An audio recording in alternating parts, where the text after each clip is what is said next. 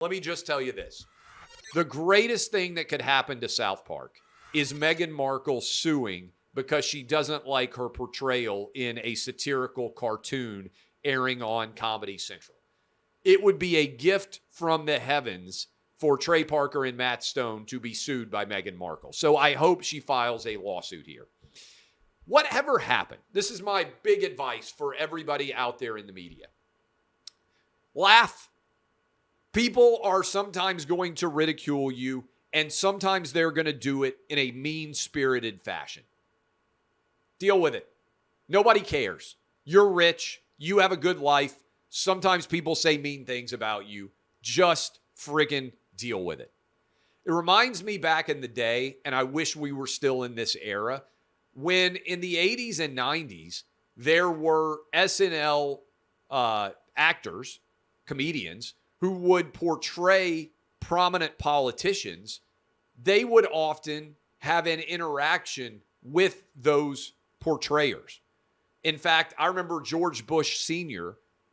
bringing Dana Carvey to the White House to do his George Bush impersonation, literally in the White House at White House events. Being able to laugh at yourself is a huge part, I believe, of me wanting to be a fan of you.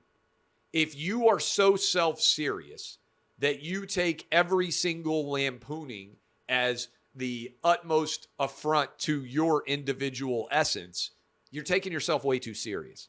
I take my opinions seriously. I'll tell you exactly what I think. I really don't care what anybody else says in reaction. And if I had an actual humorous critic, I would have him on the show. If somebody could make me laugh making fun of me, like, so what? It doesn't really impact my life. I like to laugh. And we've lost that. Everybody is so serious, it feels like, in the modern era that, one, basically Democrats don't get made fun of, right? Biden is one of the easiest presidents of all time to lampoon. Mayor Pete is one of the easiest candidates of all time. Kamala Harris, goodness gracious.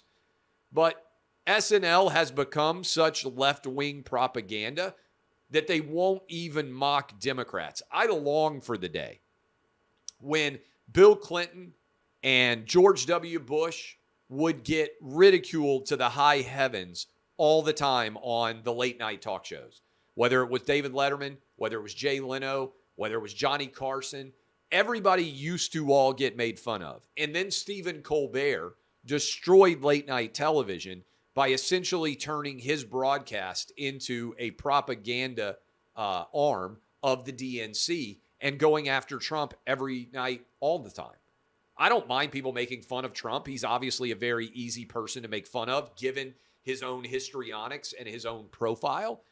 I actually think it's a good sign in America that our politicians are made fun of, but basically they've stopped lampooning and ridiculing and satirizing all politicians.